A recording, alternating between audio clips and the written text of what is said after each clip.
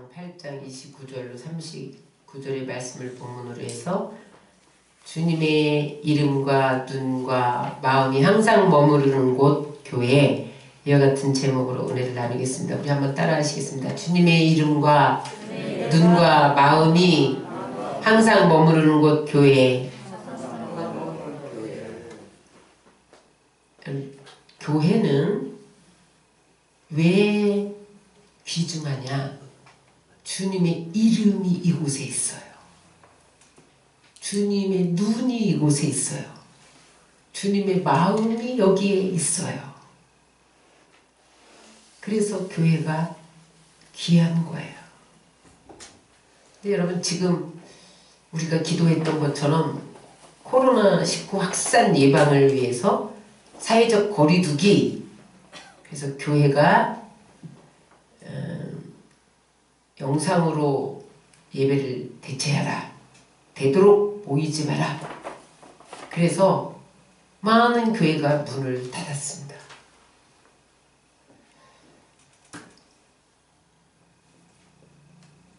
만약에 예배를 드리면 예방 수칙을 다 지키고 사회적인 거리 2m를 떼어라. 그렇지 않으면 교회를 폐쇄하겠다. 예배를 금지하겠다. 확진자만 나타나봐라. 구상권을 청구하겠다. 그래서 지금 많은 논란이 일고 있죠. 왜 노래방, PC방, 술집, 식당, 관공서, 직장, 그런 데는 2m 간격으로 앉지 않는데 왜 교회만 그렇게 하느냐? 무슨 특별한 숨은 뜻이 있느냐? 그래서 그렇게 저항하는 목소리도 높아지고 있습니다. 이것은 교회 핍박이다. 종교의 자유를 탄압하는 거다. 그러한 항의가 빗발치고 있습니다. 형평성에 어긋난다. 미국처럼 다 재택근무, 다 나오지 마. 뉴욕주는 다 나오지 마. 일리노이주는 다 나오지 마. 이렇게 형평성 있게 해라. 그런 항의가 빗발치고 있습니다. 그런데 여러분, 더 큰 문제는 성도들이 거기에 안주하고 있다는 거야. 야, 나라의 명령이니까 교회 안 가도 괜찮아. 성경에 보면 하나님이 어디에도 교회에 가지 말라는 말이 없습니다. 영상 예배를 드리다 보니까 익숙해진 거예요. 시간도 전략돼. 멀리 가. 기름값 안 들어. 피곤해. 편안하고 좋다. 이것이 때우기식 예배인지도 모르고 괜찮아. 나라가 명령했잖아. 우리는 협력하는 거야. 그렇게 합리화하고 있다는 겁니다. 여러분, 영적으로 잠들고 있는 거야. 영적으로 잠들다 보면 어떻게 되느냐? 나중에 영적으로 병들게 돼요. 그 다음에 영적으로 죽게 돼요. 믿음에서 떠난 자가 돼요. 개구리 죽이는 법에 대해서 여러분들이 아실 거예요. 개구리를 뜨거운 물에 확 집어넣으면 펄떡펄떡 뛰기 때문에 죽일 수가 없답니다. 어떻게 죽이느냐? 따뜻하게 서서히 온도를 높여가는 거예요. 그러다 보면 아이고 따뜻하다. 아무 저항 없이. 아이고 따뜻하다. 그러다 죽어간다는 거죠. 하나님은 어디나 계신데 교회만 계셔? 골방에도 계셔. 내 마음을 성전 삼고 계셔. 여러분, 그것을 합리화하면 안 됩니다. 의학적으로 사회적 거리두기는 맞아요. 근데 오늘 하나님은 성경 본문에서 뭐하라고 말씀하십니까? 전염병이나 기근이나 메뚜기 떼가 몰려들고 깐부기가 들 때에 자연재앙이 올 때에 하나님의 처방은 사회적인 거리두기가 아닙니다. 하나님 성전에 엎어져서 하나님의 얼굴을 구하고 악에서 떠나라. 그래야 내가 이 땅을 고쳐준다.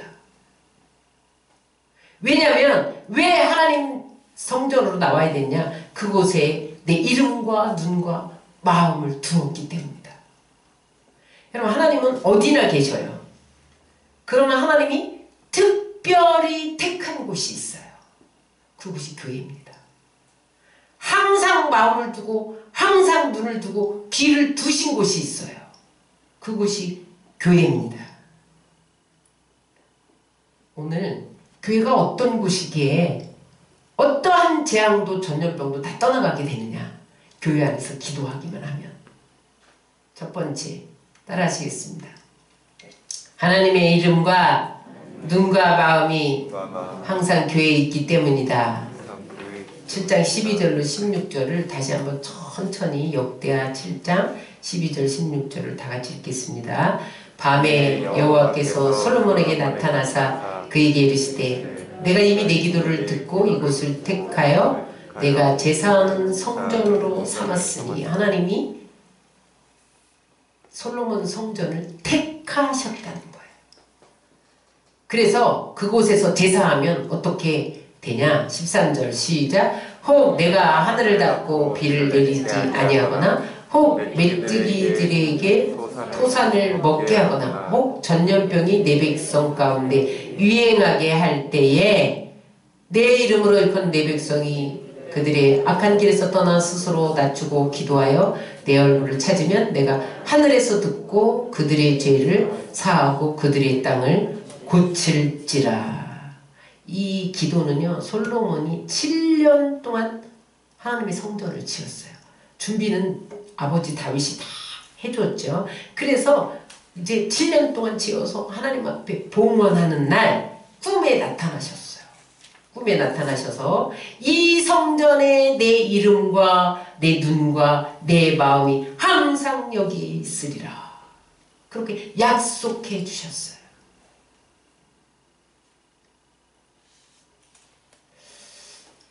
여러분, 우리도 어느 곳에 가면 머물고 싶은 곳이 있어요. 또 어떤 곳에 가면 빨리 떠나고 싶은 곳이 있어요. 사람도 마찬가지. 그 사람과 함께 있고 싶은 사람이 있어요. 근데 저 사람과 함께 있는 것은 너무 부담스러운 사람도 있어요. 좋은 사람과 옆에 있으면 우리도 기분이 좋죠. 하나님은 어디에 계시면 기분이 좋으시냐? 교회에 계시면 기분이 좋으세요. 그래서 교회에 하나님의 이름과 눈과 마음과 귀를 두셨어요. 여러분, 엄마는 어린 아기에게 한시도 눈을 떼지 않습니다. 왜 그래요? 사랑하니까. 혹여라도 안전에 문제가 생길까봐 늘 아기에게서 눈을 떼지 못하지요. 하나님도 마찬가지예요. 하나님이 한순간도 우리에게서 눈을 떼지 않고 계신 곳이 교회라는 거예요. 그래서 교회에 항상 눈을 뜨고 들으시는 거예요. 여러분들이 기도하는 걸 들으시는 거예요. 하나님께서 이곳에서 행해지는 모든 것을 다 보고 계시다는 거예요. 여러분, 지금 오늘 아침에 교회에 나올 때 여러분들을 다 아시고 보고 계셨어요. 여러분들 발걸음을 다 보셨어요. 여러분들이 교회에 나와서 청소하고 설거지하고 밥하고 이런 거 다 보십니다. 오늘 예배 드리는 것을 보고 계세요. 신령과 진정으로 예배 드리는가? 기뻐 찬송하는 모습을 보고 계세요. 여러분 기도할 때 눈물로 기도하는 것을 다 보고 계세요.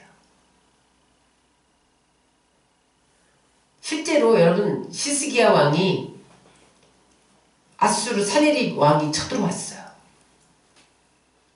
와서 그 부하 랍사기를 통해서 편지를 보냅니다. 그 편지에 하나님을 없이 여기고 조롱하는 편지 내용이 담겨져 있었어요. 야, 너희 하나님은 무능한 하나님이야. 아수르를 너희 무능한 하나님이 이길 재간이 없어. 그러므로 항복해라. 그러면서 하나님을 조롱하는 편지를 보낸 거예요. 그때 히스기야 왕이 군대를 동원하지 않고 어떻게 합니까? 하나님의 성전으로 올라가서 편지를 펼쳐놓습니다. 하나님 보시옵소서.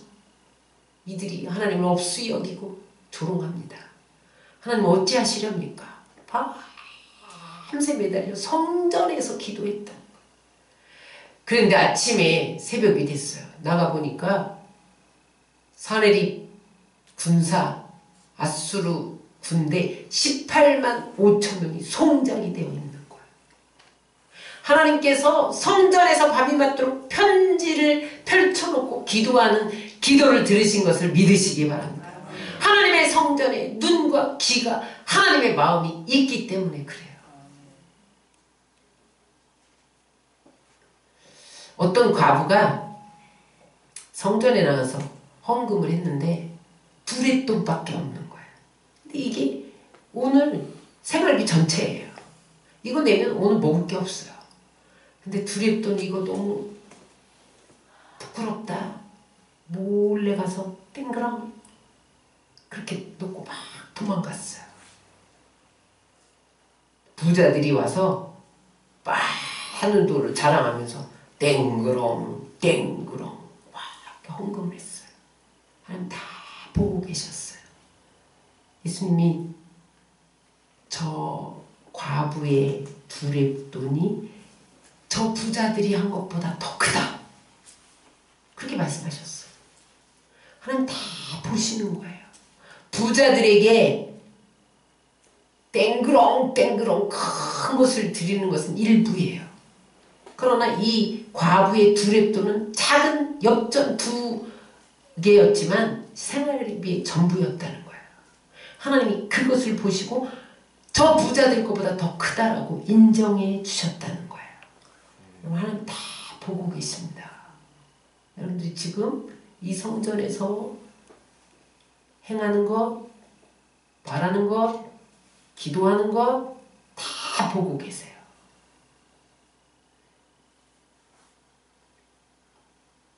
하나님이 여러분들의 헌신을 인정하세요. 치유를 간구하면 치유를 주세요. 위로가 필요해서 위로를 간구하면 위로를 주세요. 그러므로 여러분 오늘 전염병은 하나님 전에 와서 기도하면 하나님이 어떻게 하신다는 거야? 죄 때문에 전염병이 왔기 때문에 그 죄를 사시고 그 땅을 고쳐주신다는 거예요. 그래서 여러분 코로나 바이러스의 확산은 사회적 거리두기가 하나님의 방법이 아닙니다. 우리는 언제나 하나님의 방법을 찾아야 돼요. 성경적인 접근을 해야 돼요. 여러분 의학적으로 이 약이 100% 듣는다. 그래서 투여했지만 죽는 경우가 허다해요. 의학적인 것은 언제나 한계가 있어요. 그래서 여러분 오늘 하나님의 이름과 눈과 마음이 항상 있는 이곳에서 여러분들이 무엇을 기도하든 하나님이 다 들으시고 보시고 응답해 주실 줄 믿습니다. 아멘. 두 번째, 하나님의 교회가 어떤 곳이기에 모든 재앙을 전염병을 그치게 할 수 있느냐? 따라하세요. 교회는 하나님의 집이기 때문입니다. 디모데전서 3장 15절을 다 같이 읽겠습니다. 만일 내가 지체하면 너로 하여금 하나님의 집에서 어떻게 행하여야 할지를 알게 함이니 이 집은 살아계신 하나님의 교회요. 하나님은 성전을 하나님의 집이라고 말해요. 하나님의 가정이에요. 육적인 가정이 아니라 믿음과 은혜로 된 영적인 가정입니다. 근데 여러분 가정에 보면은 아버지가 계세요. 하나님의 집의 아버지는 하나님 아버지이십니다. 아버지는 자식들의 모든 필요를 공급해주고 아버지는 보호해주시고 인도해주시고 도와주세요. 여러분 가정은 내가 세상에서 힘들고 지치고 찢기고 그러한 모습을 가지고 돌아가서 쉼을 얻는 곳, 다시 새 힘을 얻는 곳, 안식을 얻는 곳이 가정이에요. 오늘 하나님이 우리에게 이렇게 말씀하세요. 수고하고 무거운 짐진 자들아 다 내게로 오라. 내가 너를 쉬게 하리라. 어디로 오라? 하나님의 집으로 오라는 거예요. 예수님이 이곳에 마음과 눈과 귀를 둔 이곳으로 오라는 거예요. 그러면 내가 너를 쉬게 한다는 거예요. 새 힘을 주겠다는 거예요. 지치고 힘든 너희를 일으켜 주겠다는 거예요. 내가 너를 도와주겠다는 거예요. 그러므로 여러분, 교회에 나와서 찬양하고 기도하고 예배드리면 하나님이 도와주십니다. 여러분, 어떤 어려움이 있으세요? 하나님의 집에 와서 기도하라는 거예요. 예배하고 찬양하라는 거예요. 하나님께서 들으시고 하나님께서 인도하시고 보호해 주신다는 거예요. 여러분, 하나님 전에서 코로나 바이러스 소멸을 위해서 기도할 때 하나님이 소멸시켜 주실 줄 믿습니다. 세 번째, 교회는 어떤 곳이기에 모든 재앙을 멈추게 할 수 있느냐? 고린도서 3장 9절입니다. 우리는 하나님의 동역자들이여 너희는 하나님의 밭이요 하나님의 집이니라. 밭에는 곡식들이 자라고 있죠. 과실나무들이 자라고 있죠. 교회가 밭이에요. 새 생명이 자라고 있어요. 그러므로 여러분들이 성장하기를 원하세요? 영적으로 성장하기를 원하세요? 교회 중심의 삶을 살아야 돼요. 아니, 하나님이 어디나 계신데 나 혼자 기도해도 하나님 들으시지. 물론 어디나 계세요. 그러나 성장하지 못합니다. 왜냐하면 하나님의 밭인 교회에 심기어져야만 나무는 자랄 수 있어요. 곡식은 자랄 수 있어요. 우리의 생명나무가 자랄 수 있어요.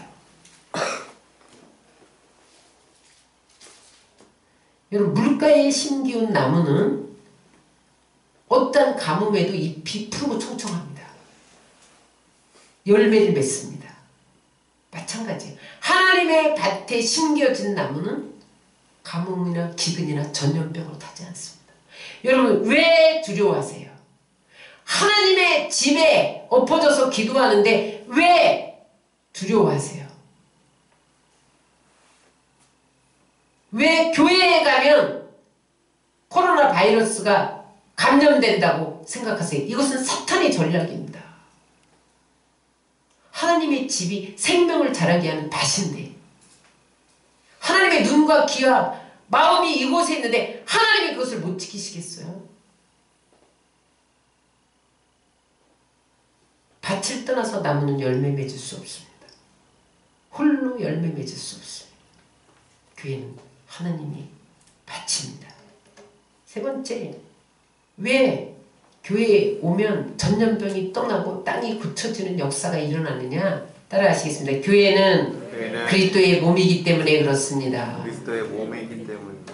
에베소서 1장 22절로 23절 읽겠습니다. 시작. 또 만물을 그의 발 아래 복종하게 하시고 그를 만물 위에 교회의 머리로 삼으셨느니라. 교회는 나의 몸이니 만물 안에서 만물을 충만하게 하시는 이의 충만이시니라. 머리와 몸은 완전히 결속되어 있죠. 사람이 머리와 몸이 분리되면 살아야 죽어요. 죽어요. 교회가 예수 그리스도와 분리되면 죽습니다. 그리스도가 교회의 머리예요. 그리고 교회가 그리스도의 몸이에요. 교회가 뭐예요? 건물이 아니잖아요. 우리잖아요. 우리가 그리스도의 몸이에요. 그러므로 몸은 머리의 지배를 받아야 돼. 교회는 예수님의 지배를 받아야 돼요. 교회와 그리스도가 교회의 머리잖아요. 예수님과 교회의 몸인 우리는 전적인 의존 관계예요. 여러분들 오늘 교회에 올 때 어떤 분은 차를 운전하고 오시기도 하고 버스를 타고 오기도 하고 지하철을 타기도 하고 갔을 거예요. 그런데 여러분, 내가 오늘 교회에 간다. 이 명령을 머리가 몸에게 전달한 거예요. 그래서 여러분들 몸이 움직인 거예요. 그래서 버스를 타고 가자. 어떤 사람은 나는 오늘 교회 안 간다. 그러니까 그 머리가 너는 오늘 교회 가지 마. 몸에게 전달했어요. 그 몸이 꼼짝도 못하고 안 움직여. 만약에 머리의 명령을 몸이 따르지 않는다면 어떤 현상이 일어날까요? 지금 내가 막 운전을 하고 가는데 빨간 신호등이 탁 켜졌어요. 그럼 내 머리가 차를 세워! 이렇게 명령했어요. 근데 내 발이 말을 안 들어. 그래서 브레이크를 밟아야 되는데 악셀레다를 밟았다. 내 발 맘대로. 그럼 어떤 일이 일어나겠어요? 여러분, 우리가 교회에, 몸인 교회가 머리인 그리스도의 명령에 따르지 않으면 죽습니다. 포도나무가 가지가 포도나무에 붙어 있지 않으면 아무 쓸모가 없어요. 밖에 버려서 밟힐 뿐이에요. 그러므로 여러분, 교회는 그리스도의 몸이기 때문에 교회를 무시하는 것은 하나님을 무시하는 거예요. 교회를 핍박하는 것은 하나님을 핍박하는 거예요. 여러분, 다메섹 도상에서 사도 바울이 회심되기 전에 그는 예수 믿는 사람 잡아다 옥에 가두고 죽이는 그러한 앞잡이였잖아요. 그때 다메섹 도상에서 하나님이 정오의 빛처럼 강한 빛으로 그를 거꾸로 들이면서 뭐라고 그럽니까? 사울아 사울아 내가 어째 나를 핍박하느냐. 언제요 주여 니시니까. 내가 핍박한 예수다. 핍박한 적 없는데 교회를 핍박하는 것은 나를 핍박하는 거야.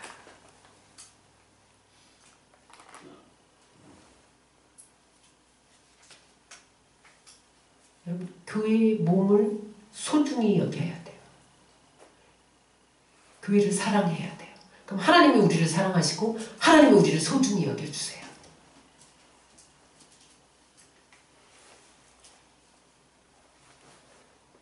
교회를 사랑해야 할 이유는 교회가 주님의 교회예요. 여러분, 이 교회가 목사의 교회가 아닙니다. 주님의 교회예요. 주님이 친히 세우셨어요. 마태복음 16장 18절 봅니다. 시작. 또 내가 내게 이르노니 너는 베드로라. 내가 이 반석에 내 교회를 세우리니. 내 교회. 예수님께서 교회를 내 교회라고 그래요. 물론 교회는요, 따로 불러냄을 받은 사람들의 모임이지만 완전하진 않아요. 불완전해서 연약함도 드러내고 사람끼리 실망시키기도 하고 그래요. 그럼에도 불구하고 하나님의 말씀과 예수님의 피와 성령으로 지어진 하나님의 집이기 때문에 세상에서 가장 거룩하고 가장 보배로운 곳이 교회인 것을 믿으시기 바랍니다. 그러면 하나님을 사랑하는 사람은 교회를 사랑해요.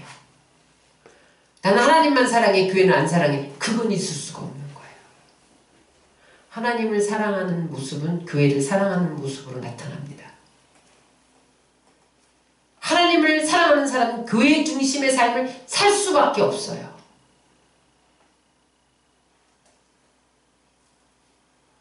이스라엘 백성들이 40년 동안 광야 생활을 할 동안 하나님이 성막을 이스라엘 진 가장 중심부에 세워라 그렇게 명령하셨어요. 왜 그랬을까요? 하나님의 임재가 있는 성막을 그 진친 가운데 정가운데 세워라. 하나님 중심으로 살아가라는 거예요. 그럴 때만 내가 너에게 만나를 내려주고 메추라기를 내려주고 반석에서 물을 나서 먹게 하고 불기둥으로 구름기둥으로 인도해 주신다는 거예요. 만약에 내가 중심에 있지 않고 진 밖으로 나가면 불기둥 구름기둥이 거기를 비치지 않아요. 그래서 얼어 죽거나 또는 일사병에 걸려서 죽게 돼요. 만나가요. 그 진 가운데만 내려져요. 성막을 중심으로 쳐진 진 가운데만 내려져요. 진 밖으로 나가면 성막 중심으로 진치지 않으면 만나를 공급받을 수 없었어요. 항상 불기둥 구름기둥 그 진 가운데만 붙였습니다. 여러분 우리가 교회 중심의 삶을 살지 않으면서 하나님 만나를 주옵소서, 불기둥 구름기로 인도하여 주옵소서, 그것은 하나님의 방법이 아닙니다. 교회 중심을 살면 하나님은 만나를 공급해 주시게 돼 있어요. 불기둥 구름기둥을 비춰주게 돼 있어요. 그래서 여러분, 교회 중심으로 살아가시기를 주의 이름으로 축원합니다. 그러면 그리스도의 몸된 교회를 사랑하는 사람들이 받는 축복은 뭐냐? 몸된 교회를 사랑하는 사람은 하나님이 반드시 축복합니다. 대표적으로 다윗입니다. 다윗은 하나님의 집을 너무너무 사랑했어요. 하나님이 다윗에게 하나님의 크신 은혜와 사랑을 듬뿍 부어줬어요. 그러면서 다윗을 향해서 이렇게 말씀하세요. 다윗아, 너는 내 마음에 꼭 들어. 그렇게 말씀하셨어요. 사도행전 13장 22절입니다. 내가 이새의 아들 다윗을 만나니 내 마음에 합한 사람이라 내 뜻을 다 이루게 하리라. 여러분들이 어떤 사람하고 일을 같이 하고 싶으세요? 내가 지금 커다란 비전을 갖고 있어. 내 마음에 꼭 드는 사람하고 하고 싶지요. 하나님이 다윗을 보니까 내 마음에 합한 자라, 내 뜻을 너를 통해서 다 이룰 거야. 그래서 여러분, 다윗의 계보에서 메시아가 옵니다. 이것이 하나님의 뜻을 이룬 거예요. 하나님께서 다윗을 이렇게 몽땅 은혜를 주신 이유가 두 가지가 있어요. 첫 번째는 한평생 눈물과 회개의 제사를 드렸다는 거예요. 다윗의 하나님 마음에 합한 이유는 죄를 지으면 회개하고 눈물로 자복했다는 거예요. 그러나 사울은 어쩌면 다윗보다 더 적은 죄를 졌어요. 다윗은 간음죄, 살인죄 다 지었잖아요. 사울은 그냥 그 좀 전리품으로 양 갖고 싶어서 양 가지고 왔던 거. 왜 전리품을 다 진멸하는데 진멸 안 했어? 패미소는 받잖아요. 그러면 그때 하나님 바짓가랭이를 붙들고 울면서 회개하면서 잘못했습니다. 그래야 돼요. 그런데 사무엘이 와서 책망하니까 뭐라 그래요? 백성들이 흩어질까봐 조급해서 내가 먼저 제사 지냈습니다. 하나님께 실한 양을 드리려고 내가 이 전리품 중에 하나를 가져왔습니다. 변명했다는 거예요. 그러나 다윗이 하나님 마음에 합한 이유는 죄를 지었을 때 회개했다는 거죠. 변명하지 않았다는 거예요. 그래서 하나님 마음에 합했고요. 두 번째 중요한 이유는 하나님의 집을 너무너무 사모하고 사랑했기 때문에 하나님이 너는 내 마음에 꼭 들어. 내 뜻을 너를 통해서 다 이룰 거야. 그렇게 하셨다는 거예요. 여러분 시편에 보면 다윗이 얼마나 간절한 마음으로 하나님의 집을 사모하고 앙망했는지 수없이 하나님의 전을 사모하는 내용이 나옵니다. 대표 구절 몇 계절만 읽겠습니다. 시편 27편 4절 다 같이 읽겠습니다. 내가 여호와께 청하였던 한 가지 일 곧 그것을 구하리니 곧 나로 내 생전에 여호와의 집에 거하여 여호와의 아름다움을 앙망하며 그 전에서 사모하게 하실 것이라. 응? 다윗이 하나님의 집에 거하면서 사는 것이 평생의 소원이었고 평생의 기도 제목이었대요. 나는 하나님의 집에서 사는 것이 평생의 소원이야. 하나님의 성전. 그게 기도 제목이야. 하나님, 나는 하나님의 성전에서 평생 살게 하여 주옵소서.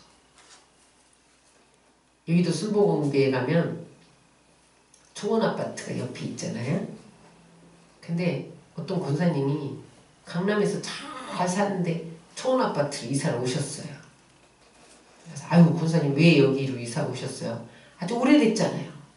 여의도가 세워진 지가 여의도에 74년도에 세워졌으니까 지금 얼마나 오래됐어요. 초원 아파트 그때 세워졌으니까 아주 낡았잖아요. 그런데 왜 이사 왔느냐? 평생 하나님 집 옆에서 평생 새벽 기도하고 모든 예배에 다 참여하기 위해서 투혼 아파트를 이사 왔다는 거예요. 눈만 뜨면 옆이 교회니까. 그 좋은 궁궐 같은 강남 50평 아파트 놔두고 거기 25평인가 4평인가 다 낡은. 하나님이 그 중심을 보시고 축복하십니다. 나중에 보니까요, 자녀들이 그렇게 잘 되는 거예요. 교회 중심의 삶을 살고 교회를 사모하고 앙망하고 늘 주예전에서 예배하는 사람을 하나님이 듣고 보고 계시다는 거예요. 시편 65편 4절입니다. 9절입니다. 시작. 주의 뜰에 거하게 하시는 사람은 복이 있나니 우리가 주의 집 곧 주의 성전의 아름다움으로 만족하리이다. 주의 뜰에 거하기만 해도 복이 있어요. 교회 뜰만 밟아도 복을 주세요.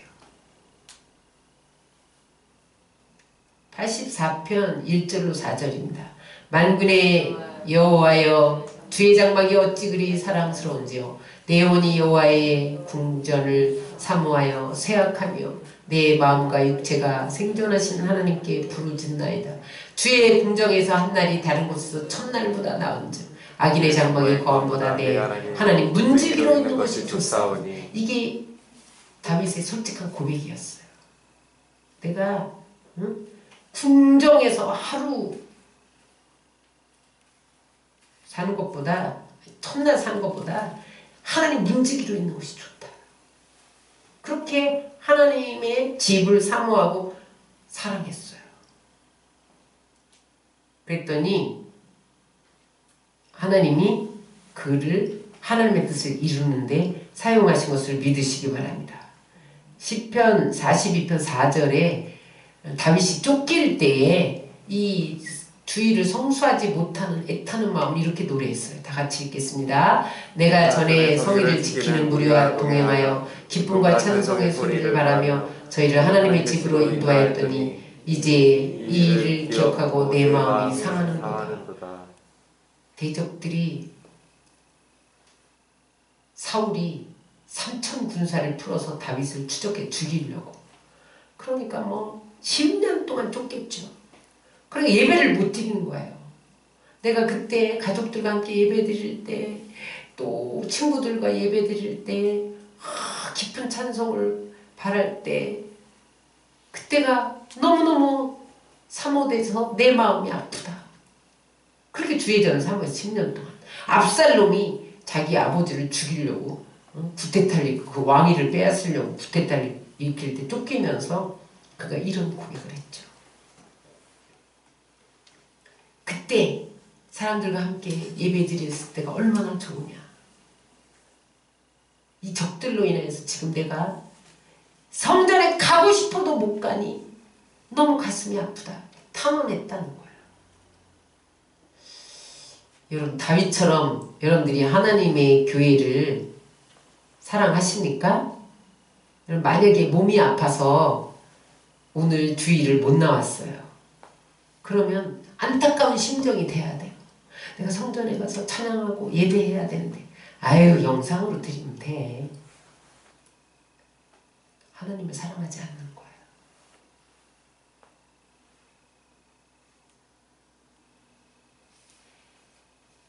어떤 목회님이 전화하셨어요. 목사님, 제가 너무 약해서 주일에 가지 못해요. 가다가 넘어지고 쓰러질 것 같아요. 그런 줄 아시고 안 보이더라도 저를 위해서 기도해 주세요. 여러분, 우리가 몸이 약해서 교회에 못 올 날이 있습니다. 몸이 늙어가요. 그때는 교회에 오고 싶어도 못 올 날이 있어요.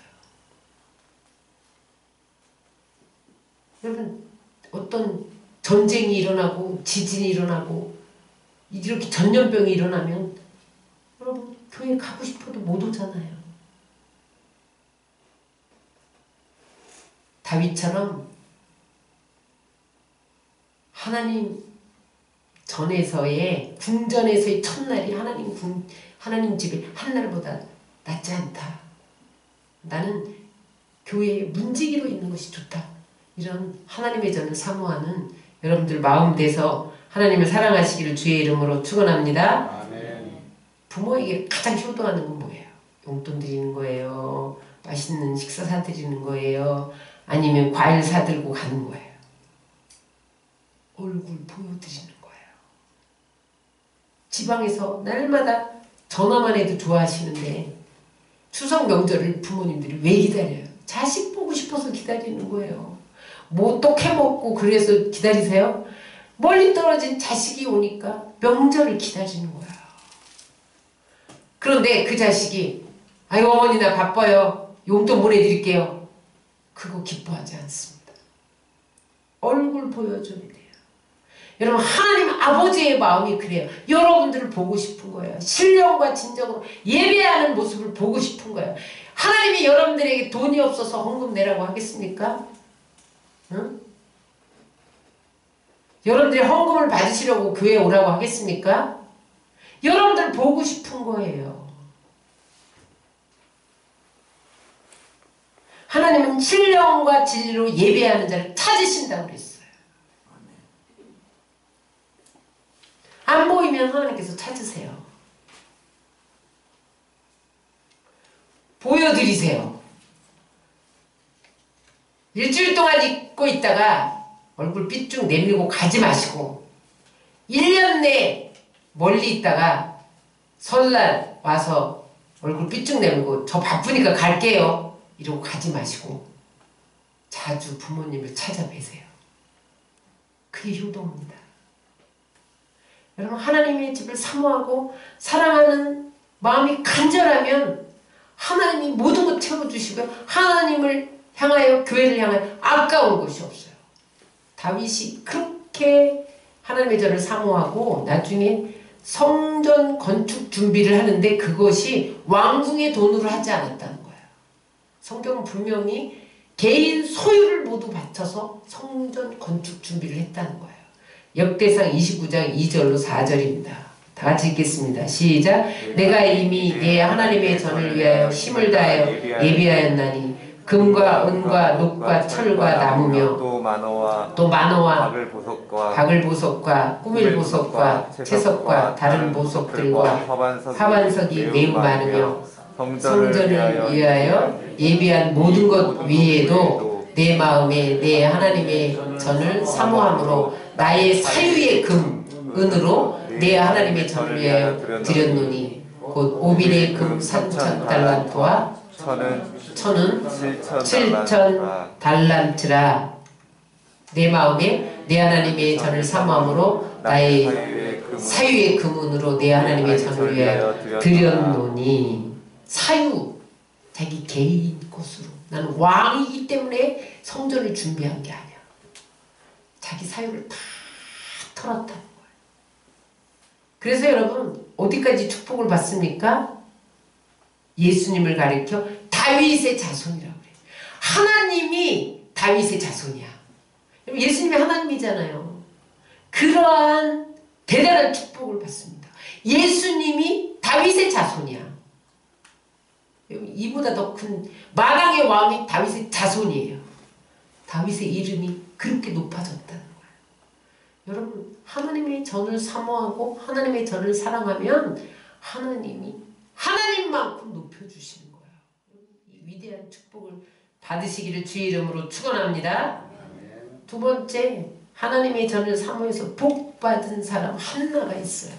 사무엘상 2장 1절을 다 같이 읽겠습니다. 내 마음이 여호와를 인하여 즐거워하며 내 뿔이 여호와를 인하여 높아졌으며 내 입이 내 원수들을 향하여 크게 열렸으니 이는 내가 주의 구원을 인하여 기뻐함이라. 이 노래는 한나의 찬양입니다. 어떻게 해서 한나가 이런 노래를 부르게 됐느냐? 자식이 없었잖아요. 그때 자식 없는 것은 뭔가 숨은 죄가 있는 여인으로 취급당했어요.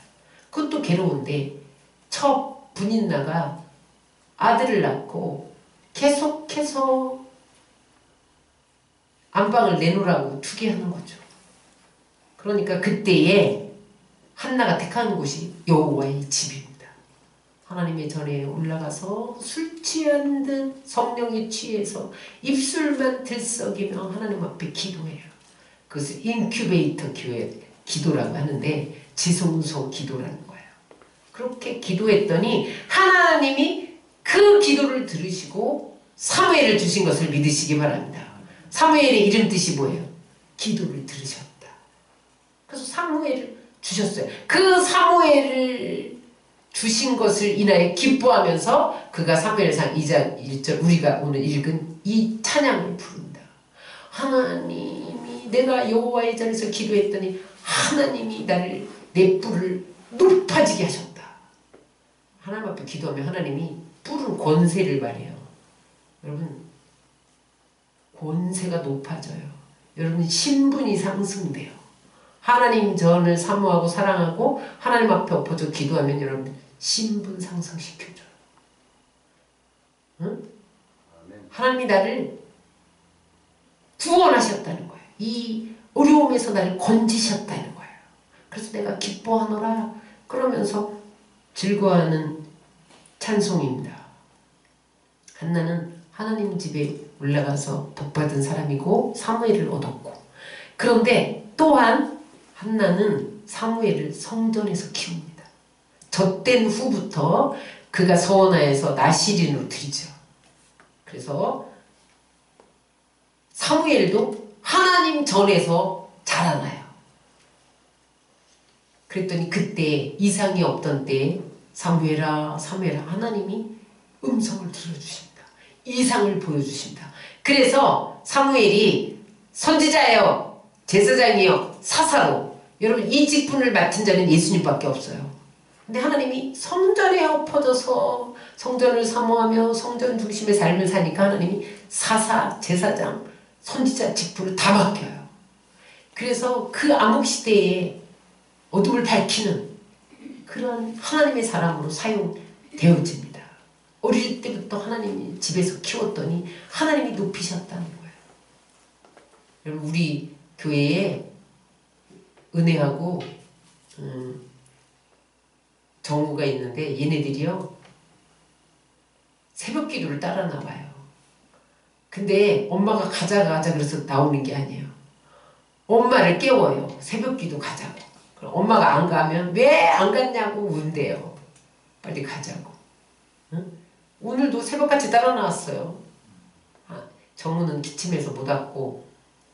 근데 사무엘이 어렸을 때부터 하나님 전에 자랐더니 하나님이 그를 높이신 거죠. 저는 은혜와 정우가 그렇게 될 것 같아요. 이게 보통 신령한 아이들이 아니야. 새벽 시간 되면 왜 엄마는 새벽기도 안 가고 잠자고 있냐고 운다잖아요. 왜 새벽기도 안 가고 잠자고 있냐. 새벽기도 가야지. 그럼 깨워갖고 나오잖아요 애들이.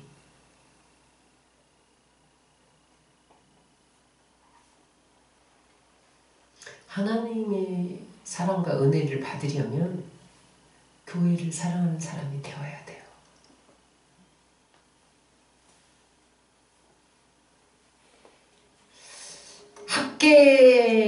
학개서에 보면 그들이 예루살렘으로 돌아와서 성전을 건축하다가 자기 집 짓기에 분주해서 성전 재건을 멈췄어요.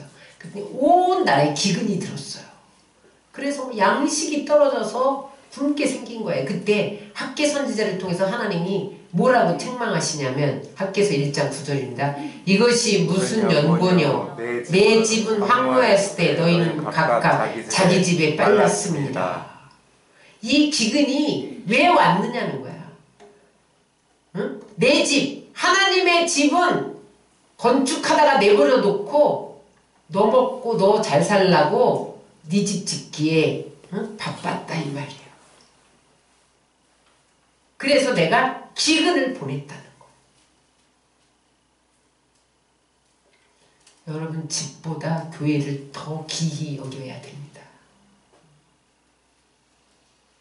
여러분 가정보다 교회를 더 사랑하셔야 됩니다. 그러면 하나님이 다윗처럼 높이시는 거예요. 사무엘처럼 높이시는 거예요. 하나님 중심의 삶을 살면 하나님이 풍요를 주시는 거예요. 그러나 하나님 중심에서 벗어나서 나 중심으로 살면 기근이 드는 거예요. 전염병이 오는 거예요. 메뚜기 떼가 몰려드는 거예요. 깐부기가 나는 거예요. 그러니까 그럴 때 어떻게 하라는 거예요?